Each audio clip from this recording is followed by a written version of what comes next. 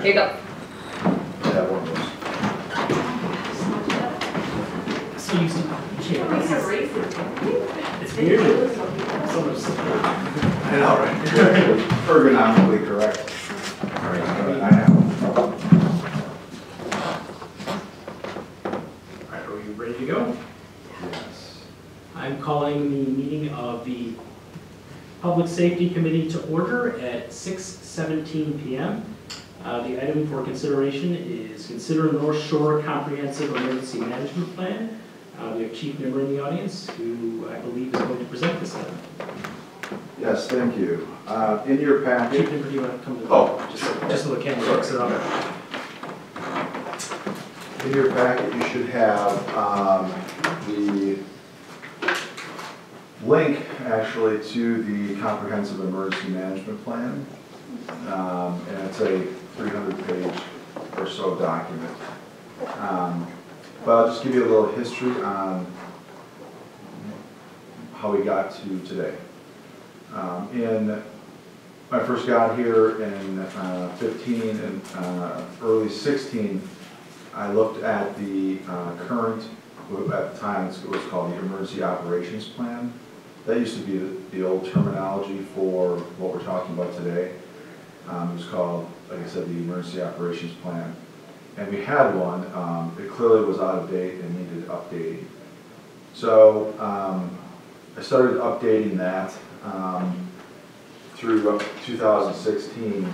And then we talked with, I talked with Robert Whitaker, the fire chief, and he indicated that at some point before my arrival in 15, that all North Shore communities were looking to do a 7-community emergency management plan. And at that time, him and I started talking, and we got in touch with Milwaukee County Office of Emergency Management. And we sat down, the three of us, and kind of brainstormed about how we could go about trying to do this again and bring this back to the 7 communities to see if we could get this passed. So over the course of the next 3 years, or 2 years, we worked with all 7 communities to put together what's called the Comprehensive Emergency Management Plan. And a part of that is that all 7 communities would be working off of the same plan. So, because any major incident that we have here, or if we have in Whitefish Bay or Glendale, they're not equipped, we're not equipped to handle that alone. And so it clearly makes sense that all 7 communities work together to share our resources in any type of either natural disaster or any other emergency management type situation. And so all the managers were briefed and presented the SEMP back in, I forget the date on my memo, but they reviewed it, they had provided an opportunity for input.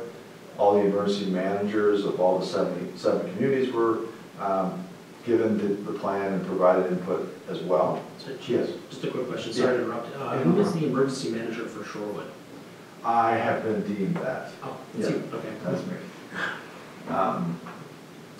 And a part of that, we're actually going to be bringing back an ordinance at some point to kind of quantify some of those things, to make sure that our ordinance is in compliance with both state statute and make sure that we are in compliance with any federal guidelines for reimbursement.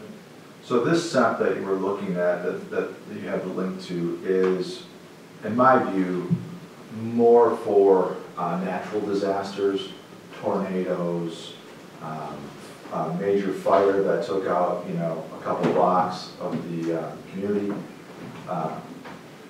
Our short-term incidents, I just want to be clear, like our police-related or fire-related, are usually covered through our SMART, either through our mutual aid between 7 communities, or through what we call SMART, which is synonymous or comparable to what the fire department has in the box alarm system.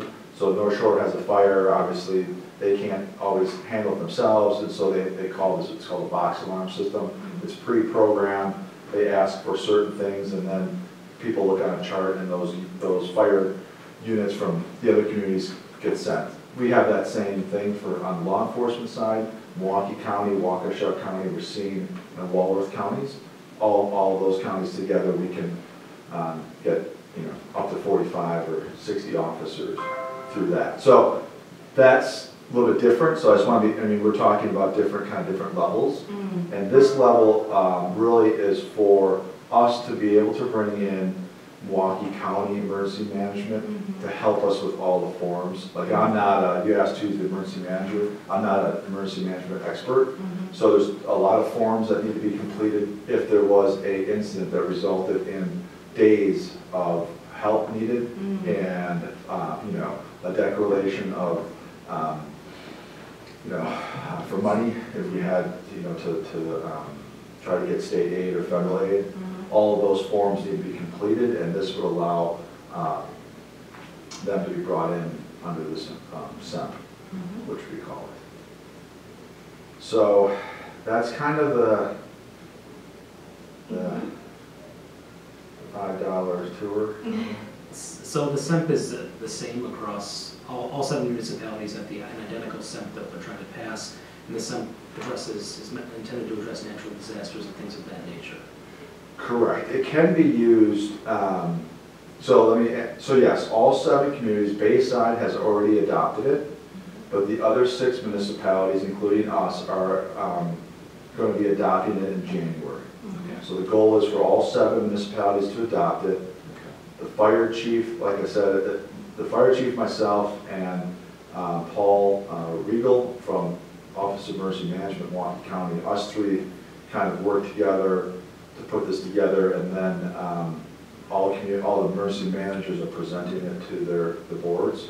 And certainly, if there's any if they want us, we'll come to any of their boards and present it if we need to. And Chief Whitaker will do the same thing if needed. So all 7 will have the same plan. That's kind of the idea, right? So we have everybody working off the same sheet of music. And I also want to stress it's a template, right? It's a template. It's a guideline. All guidelines are, you can deviate from those if needed, but it gives us the framework to work within, and then, each incident may be different, but and then to answer your second question, it's not only for natural disasters, but that's usually where it comes into play. So for instance, if we had an incident where it was just police related or just fire related, we would probably handle that through our other means, which would be through mutual aid and or through the smart response. Okay. And then usually if it's going to go, they talk about over one operational period. So if it's going to be more than 8 hours, then we implement maybe more of what would be the SEMP and start getting other county resources, state resources. So it's definitely for more of the large scale items. So, and then, as you'll see in my memo, Wisconsin Statute 323 kind of outlines what local municipalities are required to do. And one of them is A, to appoint an emergency manager, and B, have a emergency management plan that is, forget the exact word, but is in accordance with the county plan and the state plan, in which this does all of that. I have a question. Is there any action on account of the county board that needs to take place in order for this to move forward? No. No. It would just be our 7 municipalities. And I think it's important to point out too that each municipality, if the incident is in their municipality at this time, their emergency manager implements the plan and becomes the emergency manager for that community. So if Whitefish Bay had an incident, they would be the lead, their emergency manager would do it. We would implement the SEMP, we would provide resources, but they would maintain control of that incident, just as if we had an incident here, we would maintain control of that incident.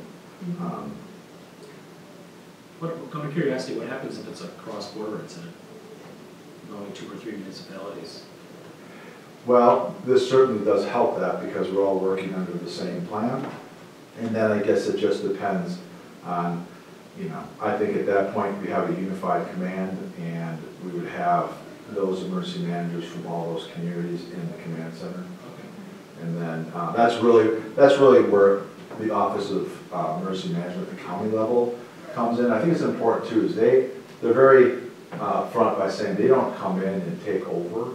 They're there just to assist. They don't really have the operational people per se, but they have that the resources to do all of the paperwork and to deal with some of those issues that may come across as far as cross borders and some of those things. So. Yeah, they're the administrative branch of the Yeah, government in that yeah. regard. I do want to thank them. They really did put a lot of work into this and helped us do it. So, so it's been a long couple of years in the works. Yeah. So it's been, and again, it's just the first step. I want I mean, it's not like if we pass it on January 20th, doesn't mean like we're rock star emergency managers. Like we are going to do, I lay out in the memo that, the village manager, I think, is going to ask that the elected officials attend some training so that, they're aware of, or you guys are aware of kind of what the expectations are from your side, from our side, and kind of get everyone on the same page. And then internally, we're also going to, I'm in the process of reviewing the building plans, the emergency building plans with the department heads of those buildings. And then they're also going to have to go through training as well. Part of the incident command NIMS training. And then on top of that, I want to point out that the 7 emergency managers are getting together after this gets passed in February to talk about,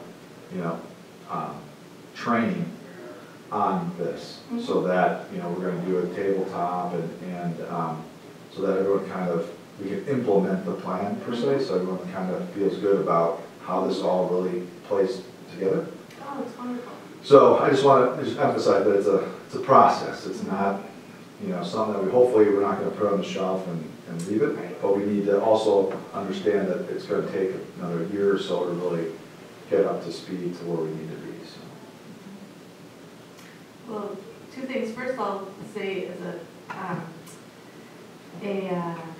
compliment. I had the opportunity to meet somebody from the emergency management department at the county, and I, mentioned what my role was and everything, and she was saying how great it is that this process is, that it's very detailed and there are lots of pieces that need to fit together, but she was really pleased that it all came together. So that was nice to have that. And then given that we did just have an incident with the school that required a discussion of an emergency management plan, I would anticipate that a question coming forward when it comes before the board would be, how does this relate to the school's plan, and et cetera. So just to be prepared to, it's clear in my mind, or I don't have that question, but I would think that our board would have. And I did provide the school district with the plan. And so they are given the opportunity to provide any feedback, and I anticipate if they have any feedback that I'll have it before the next board meeting, and I'll be able to answer any of the questions that they might have about it. But this is different from their internal plan. Correct. That have to do with their facilities. And then if the school districts and the other municipalities are doing the same look over. Correct, yeah. So correct. I'm trying to give an example of, their plan would need to be implemented internally for any type of incident that they would have. This plan is really about resources and making sure that all the, we have the available resources that we have, and those are provided, what's called in the emergency support functions. So all the equipment that we have in the 7 North Shores is laid out. So if we need dump trucks or we need plows, or we can go to this and find that out. And this isn't just, I think it's important to know that this isn't about police or fire, DPW, right? So this could be an incident where, let's say you have a natural disaster, it might be a little bit more DPW related, where we have to remove trees and we have to remove, clear the roadways or the sewers or wherever. And so, Leanne will be going to training as well because because she would be in that command post, and she may be kind of the lead person, Mhm. because they may be all, you know, related to DPW stuff, Mhm. or health, right? It could be, you know, North Shore Health Department was involved in this as well, and so it could be a health-related incident. You know, something, we actually did a tabletop last year, I think, with water, you know, something getting into the water system. Mhm. So, you know, it's not just police related, right? I mean, I think that's another takeaway from this. It's kind of all, depends on which type of disaster that you have. Mhm. Right. So, That's why I think the training will be really, really helpful moving forward, so. yeah. That's great. Yeah, I think so too. Thank you for pulling this together. Yeah. Looks like a lot of work over the course of several years. Especially get all 7 people on board. Yeah, So, which I think we're there, so that's a good thing. that's great. So it looks like we're supposed to take action. Yeah, I guess. Consider, so I would make a motion to move this to full board for consideration. Are we supposed to move to full board, or are we supposed to, like in the packet it says approve the resolution, but I think the board would have. Yeah, we Yes, can't. they do. I wrote it as if it was going to the board, so you would Mhm. know what it all entails. Mhm. And so I think all we need to do is if you could just give a, you know, if you both are in support of it, then I could put that in the notes. Oh, so I'll second your motion then. Okay. So we have a motion and a second, a motion to move resolution 2020-01, adopting comprehensive emergency operations plan to the board. Is that any further discussion? Hearing none, all those in favor? Aye. Any opposed? Motion carries 2-0. That was the only item of business on the Public Safety Committee agenda. So I will take, do we need a motion to adjourn the Public Safety? I would allow, so moved. We Second. can adjourn by consent. All those in favor? Aye. Any opposed? None opposed? Well, Public Safety Committee is adjourned. All right, thank you, Chief. You bet. Thank you, Chief. Do you have to stay for the regular meeting? Yes, we have the building. Ah, Yeah, yes. this, yeah, special order of business. Yes. So Riley will be here to present that. So do we need to call Tyler for, Yeah, I think so. What do you got on there? The 4th of July RFP, Uh-huh. although I don't have any questions on it, but, yeah. What are they doing in the room? Yeah, he's really stuck because, depending on what they're on. So I'll poke my head in and see. Okay.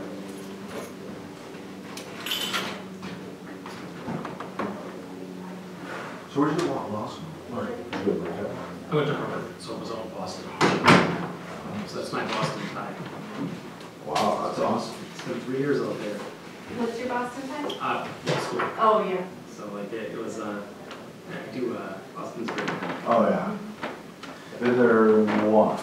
And went to a Red Sox game, because that's what you have to do. I Right? do have to do that. I mean, it's so neat, like, it's kind of like Wrigley, where you're downtown, and all of a sudden, there's baseball. field. Exactly, it Yeah. pops up. So, that was pretty cool. It's a really, and every single house is good. Yeah. Some of the amenities are not quite up to 21st century standards, but I mean, that's part of the charm. That's part of it, yeah. Very similar to what Wrigley is. Yeah, it's kind of, Yeah. it's like Wrigley in the East. Girl, Okay, I will call the Community and Business Relations Committee to order at 6:33. And the first item on our agenda is to consider 4th of July Village Events Coordinator RFP. Pretty simple, we have $4,000 allocated in the budget that the village board allocates it every year to the village. Shorewood's 4th of July parade celebration. We do a lot of other fundraising that pays for it. We have a coordinator every year that Sarah Denise, who's done it, I think, for the past 3 years now. We've never gone out for an RFP or a quote estimate on costs or proposals, so just based on the purchasing policy, that's why we're trying to comply with that. So we'll send it out, see if there's any other interest. I would anticipate Sarah would resubmit, but we'll see if there's any other interest and compare. So this is just authorizing to issue the RFP. The only other component I just wanted to say is we included on top of 4th of July also welcome new neighbors, and we have it as optional. So we'll see what the proposals come in, and then they'll be up to the board. We'll bring it back to this committee, and I'll get your recommendation if you want to proceed with a service agreement that incorporates that or not. How would that affect the budget? That's the. None. So what I put in, yeah, that's a great question. So I put in the proposal that it has to be cost neutral.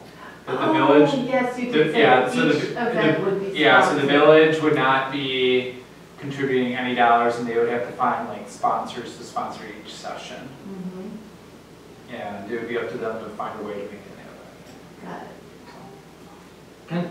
Kind of relate to that, in terms of paying the coordinator, I wasn't quite clear to me how we did that in the packet. Does that come out of the $4,000, or is that paid for by the sponsorships that we? Yeah, so this is the best way I describe it. So in the expenses, we get like end up getting like 16,000 from the foundation. And then I tell the coordinator, get as many local businesses to be sponsors. And that will add up to whatever the total amount in revenue is. Then we add up the total amount of the expenses, and whatever the gap is, the village covers the rest. So I tell them, whoever the coordinator is, it has to be within a $4,000 gap, because anything above won't pay for it. But what's happened one time when we were coordinating was, well, actually each time this has happened where, I think Sarah raises enough where the gap is 2,000. So not all 4,000 would be utilized. It'd only be 2,000 from the village that would cover that gap between revenues and expenses. It's not like it goes just to the coordinator. It just goes to the entire budget. So there's basically a big bucket. Yeah, and it goes in the bucket, and then everyone takes from that bucket. But we show line by line that, if anyone asked for it, we would show what the, all the sponsors provided. We would show what all the entertainers cost. So that's all item out. Yeah, they would use the same bucket. And up to 4,000 just goes in that bucket. Got it. So then this RFP, there's no, basically you're looking for proposals and they'll say, I'll do it for this much. Mm-hmm. And then that goes in the bucket of expenses. Correct. And I decided to put exactly how much we've been charging, because if anyone comes in and says, I'll do it for 10 grand, well, you're gonna have to show, based on what we've done past years, that's not gonna be a balanced budget. So you're gonna have to show how you can afford and why it'd be worthwhile to the village hiring someone at 10 grand to do coordination of that. So it's a 3,200 number, is that the coordination? Yeah, correct. And that's inconsistent. Yeah, we've been right around there. Yeah, right around 3 grand. I think the only other thing I would say is, someone might come in and say they'll do it for free. Mm-hmm. That's awesome, but my experience, someone actually having a financial take to it, there's an incentive to perform well. Yeah, there's an accountability factor. So for me, I don't mind the fact of having a dollar amount tied to that. Mm-hmm. But there's going to be people that will come in and want to do it for free because it's community service, which is awesome. Mm-hmm. And that'll just be something that we'll have to consider. Interesting. Yeah. The only other thing I would ask is I would want someone from your committee to be on the interview panel that we have. So I don't know if either of you have interest in that, but in the past I've just taken the committee chair and you're the committee chair. So if you have interest, but I am happy to do that because I know that Trustee Warren has sat on many selection committees in the recent past, and so I feel like it's my turn. Okay, that'd be great. That's the only other thing. I'll defer to you if you're in a rhythm with it, but. again, like, I'm happy to have you take care of it, but Okay. I was gonna say I can do it, but if it's after 5, Okay. prefer after 5, so probably. Okay. But Any other questions on that at all? No, I think I think it's gonna be really interesting to see how it goes. And just, hello. Hi. And as far as the welcome new neighbors, this is just completely an aside, but, and not related to the RFP. Okay. But was there a thought that maybe that might fall under HRC or? Yeah, I don't know. It could go in HRC. I could see it going under Shorewood Connects. I think Yeah. that could make some sense. So for me right now, I just have it in the RFP just to see, okay, if it were under this contract, what would it look like? Right. And I think we can, after we do the interviews, we can kind of deliberate, talk a little bit. You know, Elizabeth would actually be someone that I will be asking to be on the interview panel for this, because as we talk about welcome new neighbors, you know, she works so closely with the Shorewood Connects contract that we could talk with her about that. So I think we can get a little bit better understanding of how that looks after the interviews. Okay. this might be a silly question that everyone knows except for me, but I seem to remember, Welcome Your Neighbors is bringing back what we used to do, right? This is a program that we used to do years back. Yeah, it might look slightly different. So Jenny Hayden did it, and she did it quarterly. We would have about 10 or so people that would attend, I would believe. So it's just looking to refresh that a little bit. I think we would look for a little bit more I would ask for some more partners to be a part of that. Okay. That would be willing to also attend, you know, those quarterly sessions, or maybe divide it up. So it's not just the coordinator there and then that's it. Yeah, I think it would be nice to have a little bit more support as far as time is concerned, but I just don't know what that would look like. So I'm hoping to get some fresh ideas. From somebody coming in. Yeah, like a fresh perspective. Right. That makes sense. Yeah. Interesting. Okay, thank you for that explanation. I do not have any other questions. Do you, Trustee Warren? I do not. Okay, so would you like to make a motion? We're supposed to consider this. Yes, I'm just looking for the motion. I move to authorize staff to issue an RFP to recruit and select a 4th of July and village events coordinator. Second. Any discussion? No? All those in favor? Aye. Aye. Passes 2-0, so we could bring that to full board. Okay. Yep, full board. Yep. That's great. And we'll probably put it on consent. Because I don't know if you would want it on full business, but if someone wants to pull it, they can. I think this, at least for issuing the RFP, we'll put it on consent. I think for the actual agreement, we would consider maybe putting it under business, new business stuff. I'm sorry, I had a quick question that occurred to me. Yeah. After the buzzer here, but when we say village events, we're talking about welcome new neighbors. Yes.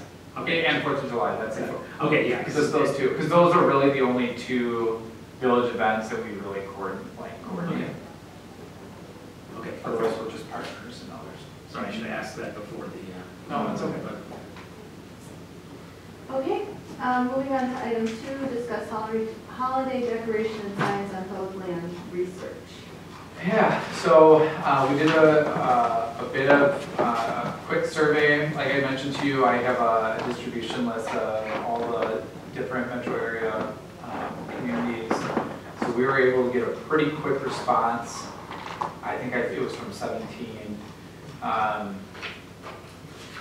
just wanted to see, okay, how many different variety of ways do municipalities handle this? And, you know, I don't bring any recommendations today. I thought it was important for you as a standing committee to see what the research said. And so based on the research, if you have any recommendations on how to proceed, feel free to let me know. In summary, the quickest way I could say this is that most municipalities do not require any signs from private or other public groups on public property or in the public right of way. For the ones that do, they have an application form to do it and a fee, which we don't have that right now. So if that's a practice we wanted to get into, we could set that up. But as of right now, I think you know, there might be a few partners that we agree to have in the right of way. So if we had the policy of allowing no signs in that, we would have to reach out to some of those partners, let them know they have to find a private property owner willing to have it on their land. For holiday decorations, any non-secular, so that would be any religious symbol, they also do not allow in the public right-of-way or public land. But it, you know, some don't have any holiday trees, others do. So that was just, but a holiday tree is a secular symbol, as we've discussed. So that is allowed legally. And so it was about half and half who have a holiday tree on public land. So that's where the other half, they have chosen intentionally not to. Or they just don't have a tree. It's never come up. Right. I mean, that's where it kind of, you know, that varies, that explanation. Yeah, I don't want to be persnickety, but I can't remember exactly how we do this. Did we consider that when we string lights at Outwater Park, I always thought of those as just kind of, I didn't consider those a holiday tree, I considered them more kind of holiday lighting. Is there, have you ever thought about that as a village, or is that something that we've never? I've never heard them called like a holiday tree at all. Yeah, I would agree with you, but you know, that's where, you know, if we wanted to continue that and we weren't calling it a holiday tree, we would have to define what makes a holiday tree. In the definition, you would have to have specific language that would deem the lighting over at Water Park not a holiday tree. Does that make sense? So, but I've never heard it called a holiday tree over there. Okay. The only holiday tree I've ever heard called a Christmas tree is the one that's at Wood. That's the bid, that's private property. Yeah, and that's private property. So. Well, and I think that the reason why we are looking at this is because we are trying to figure out the Atwater pine tree lights, because it is, I think in today's age, I think that, you know, we had a request from a group that that feels that it is a holiday tree and would prefer that we not have it. So I think this is good research. I don't think that it completely answers our, you know, specific. Yeah, I mean, it would be it would be for you as a committee. I mean, do you want to keep the lights or not? If you want to keep the lights, we would have to work on a definition that would, you know, define what a holiday tree is. And then that would be incorporated into the policy. But I think at least the research shows you that, you know, at least for the signs issue, that majority don't have it in the public right away.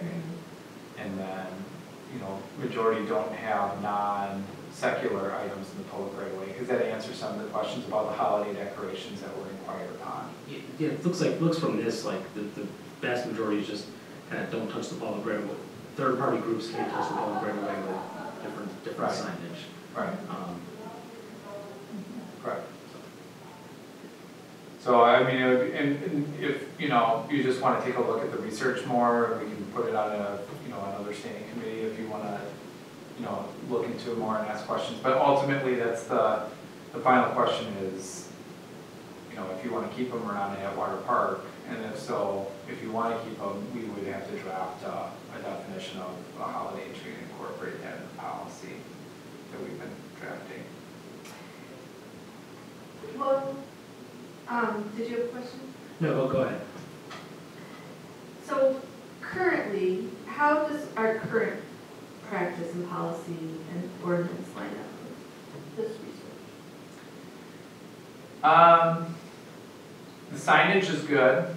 Signage. That's what we do now. Yeah. We don't allow. I think in the business district we allow some businesses to be able to have a sign, but they have to get the proper permitting and that, which we have in place. So on signage, I feel pretty good about that. It would just, we would probably want a motion just so we're very clear that moving forward that we wouldn't allow any. And like I said, there's been 2 or 3 public groups, like the farmers market, for instance. They put a a sign in the public right away. Mhm. So if we were to do that, we would have to ask them to find a different location. And the other part of it I can think of is Summer Sounds. Mhm. For the summer concerts, they put it in the median there leading to Hubbard Park. We would just have to ask them to move that to a different location. Remember, events are separate. Like if it's a one-day event, that's Well, that's what I was separate. gonna say, do they put it up, they put it up the day of the event, right? Yeah, but there's other signage they keep up the entire, I think, summer perhaps. Mhm. I don't think they just put it up every Sunday morning. I think they leave it up the whole entire. Yeah, so summer. it seems like that's something we could change, is that it can only be Yeah, out during the event. and then if they were to do that, they would have to go through like some kind of special event permit for the signage or something like that. That's where I would have to talk with Bart to see what the proper protocol is.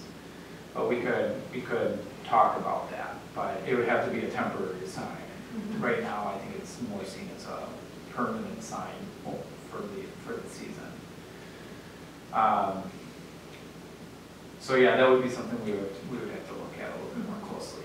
So for practices, that's signage, and then holiday decorations. Honestly, you know, anything that we're posting on public property right now, I don't think has any, you know, kind of religious meaning at all. Yeah. That's the only reason why we've talked about just the Atwater Park, because that's, I think, the closest thing that comes to a religious meaning, if you want to call it a Christmas tree or not. Everything else is off of public land. But even then, and I'm not saying this is right or I necessarily agree with it, but even then, Christmas trees have been declared secular Right. symbols. So even if they're holiday trees or something like that, it still is, under the Supreme Court's law, it's still a secular symbol. So yeah, I would say that we don't have any sectarian or non-secular symbols represented throughout the village. Yeah, I mean, the two other things that when we came to holiday season this time around that we caught that we ended up talking about,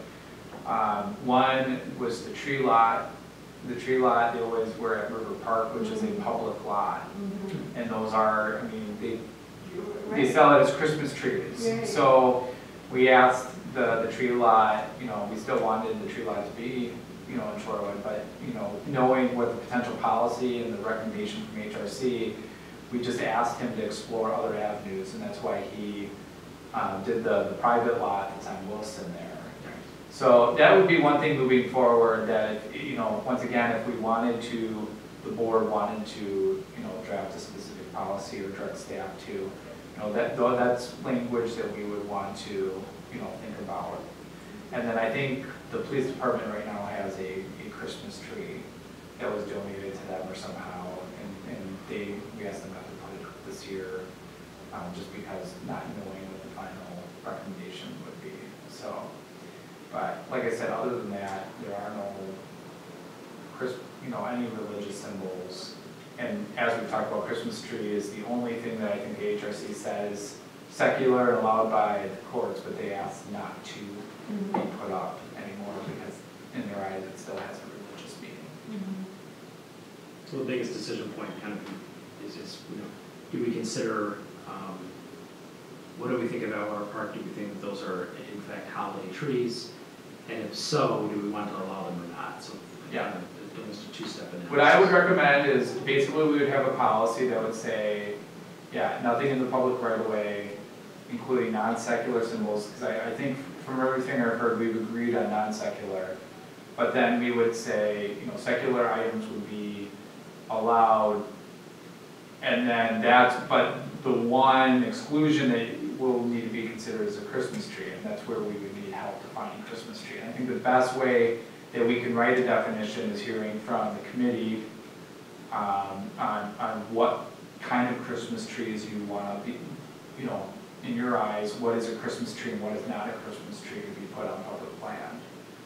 So like the examples I just gave to you, you know, the trees that could be put up in a building, or, you know, the evergreen trees that are sold as Christmas trees in the River Park lot, or the Atwater Park trees that are lit, you know, you know, that's what we would be asking. In your eyes, are those Christmas trees that should be allowed or not?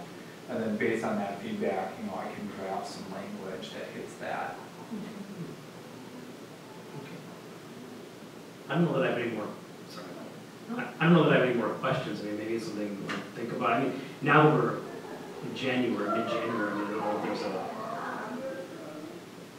we have a while till Yeah.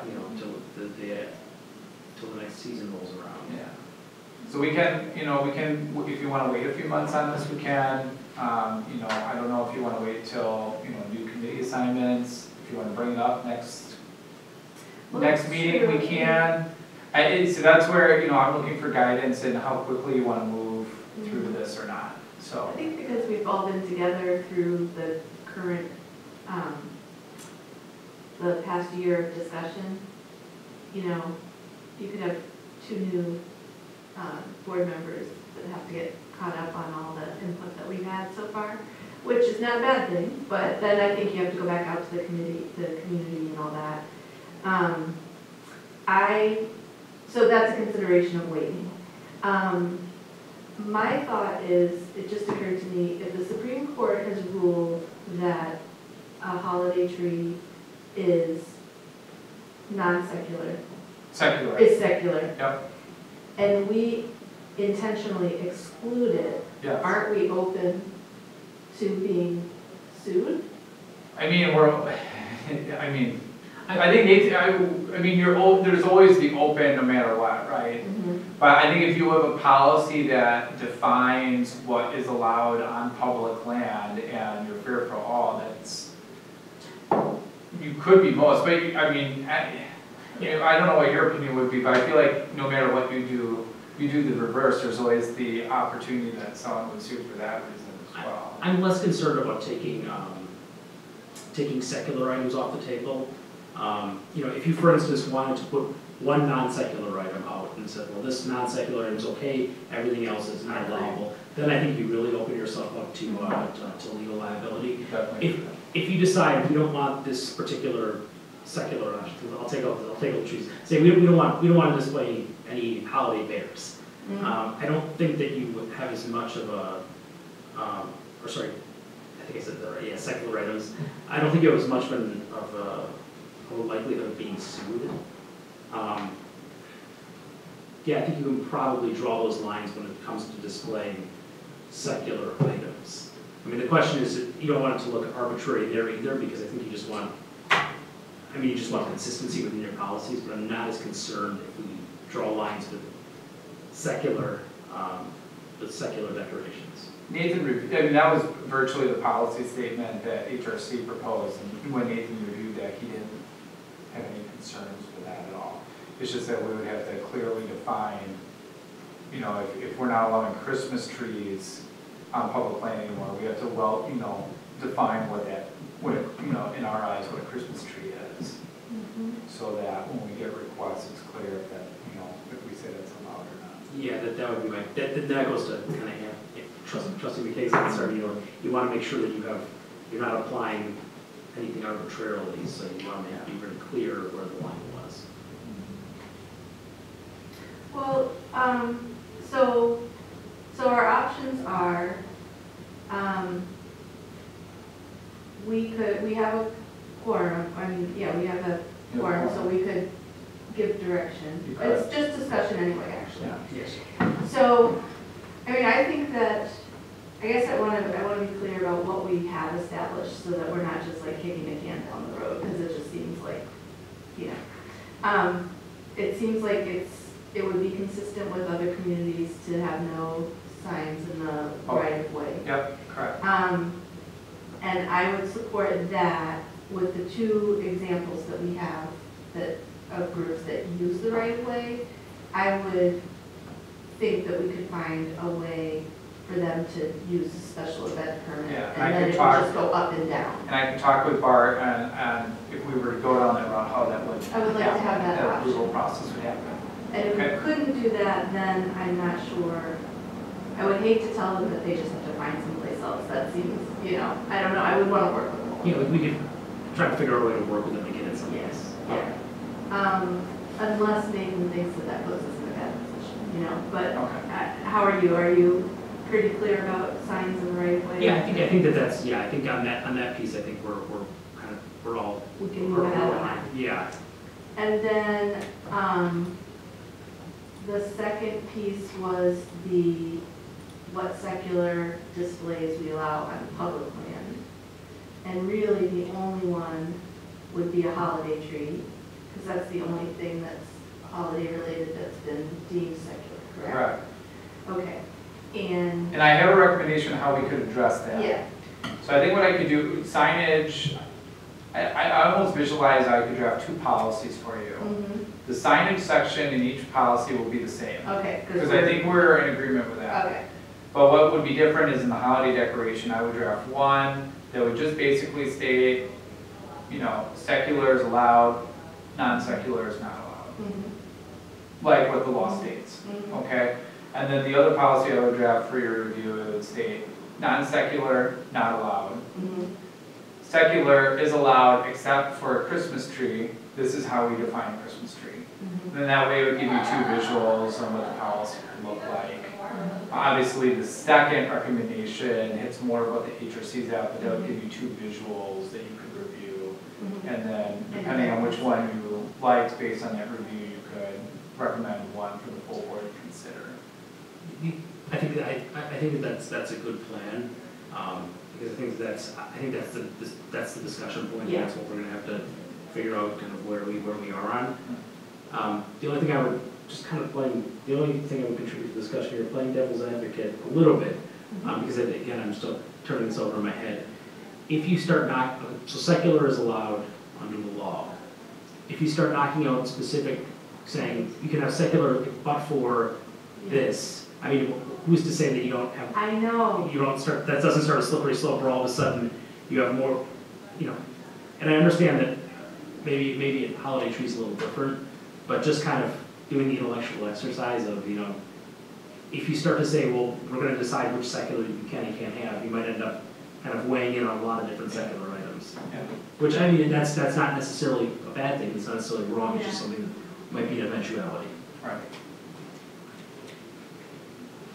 yeah, that's kind of where I was going with it. Yeah, Now, that's not to say we could draft a policy that allows secular. We could, because it's the only entity that is directed at is the public, which is the village. It's not to say that we could agree not to follow that policy. Like, it's our lights that we're putting up. So we can internally make a decision in accordance to a group's request. Yeah, it's not like a group is requesting to put it up. We are putting it up. We're doing it ourselves, Yeah. right? So we have the ability to not do it without getting into tying future boards or opening ourselves up to, you know, other secular items that could offend people or something. You know what I mean? Like, just for, I guess, and I'm one that, I mean, I would be up for, let's take it the flip side, and not to confuse the issue, but just put a pin there.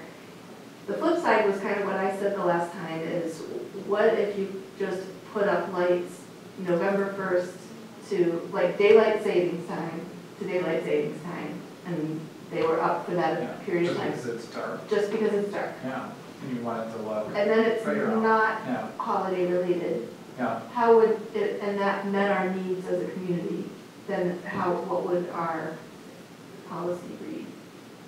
Like, would we have to mention it at all? I think then it gets, I was gonna go, I'm kind of going to similar places to you, like, I think then you almost have a third policy where you have an ability to put up lights and say outdoor park, but they're not really, it's not a holiday tree. It's not, it's what we're trying to